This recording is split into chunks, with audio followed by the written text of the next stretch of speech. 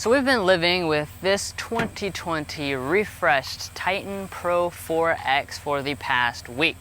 And during that time, we garnered some special insights that you learn from having the vehicle and living with it on a day-to-day basis.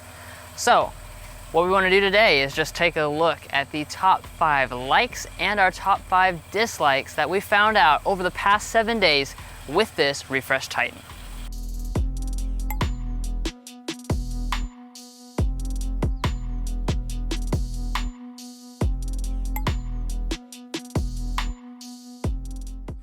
So I've popped the hood for the first like, and that is this 5.6 liter V8 engine.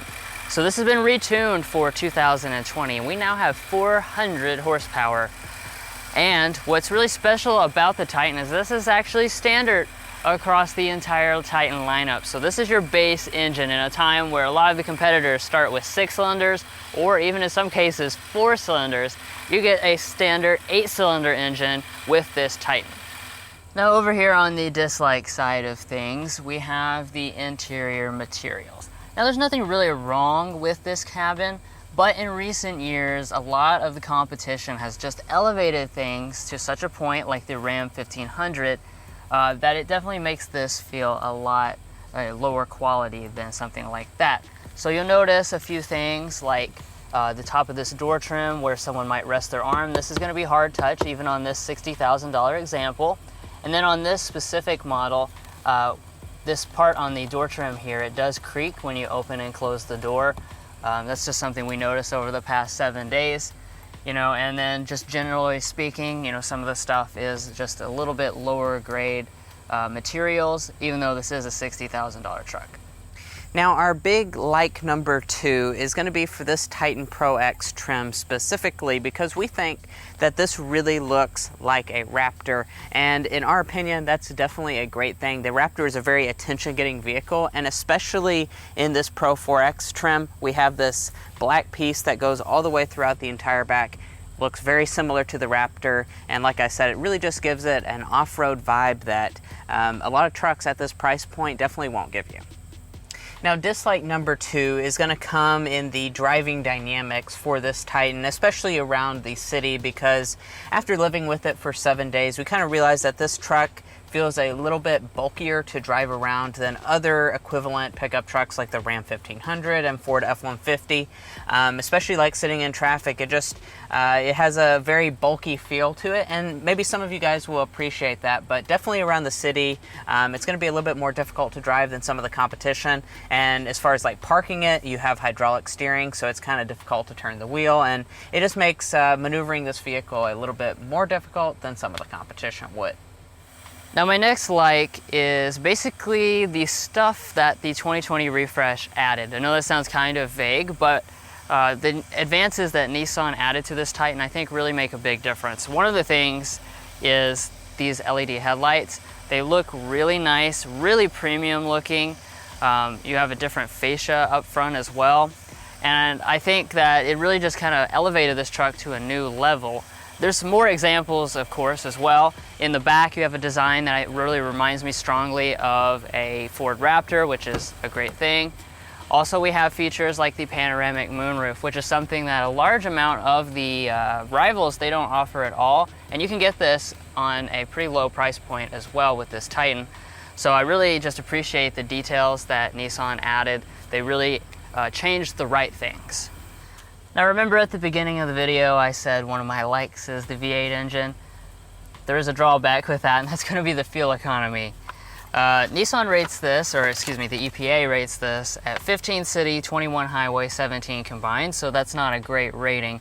However, to inform you that it's going to be way worse than that probably in everyday use. We haven't been able to get really even close to this EPA rating. So in mixed city and highway driving over about 300 miles, so far we have averaged 10.8 miles per gallon. Now, of course, we've been testing it out, so I'm not going to say that, we didn't hypermiled it or anything, but in one instance on a trip, we specifically tried to get the best fuel economy we possibly could manage, and we got it up to 18 miles per gallon. So let's just say in usual everyday driving, you should expect to get less than the EPA rating.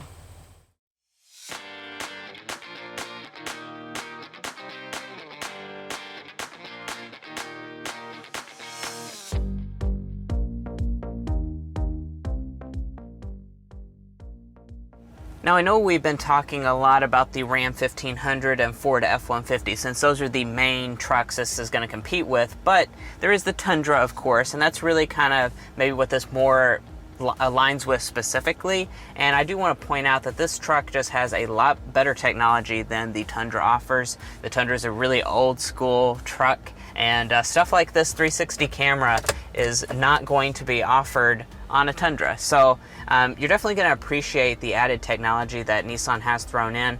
Another thing worth mentioning is that this infotainment screen was updated for 2020, and I've had zero issues with it. Apple CarPlay worked, our Bluetooth always works. It's a very responsive thing, and as you can tell, the graphics are just going to be a lot better than something like the Tundra would offer. Now this is a rather minor complaint, but I did find this a little bit annoying during my week with this Titan, and it's going to be the brake pedal. This brake pedal, it doesn't have much travel to it. You know, it's kind of like stepping on a rock.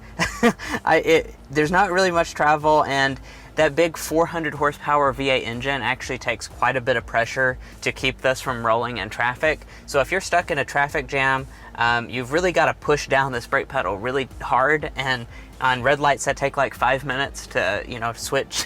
It definitely is something that can get annoying, and you also are not going to have brake hold for this Titan.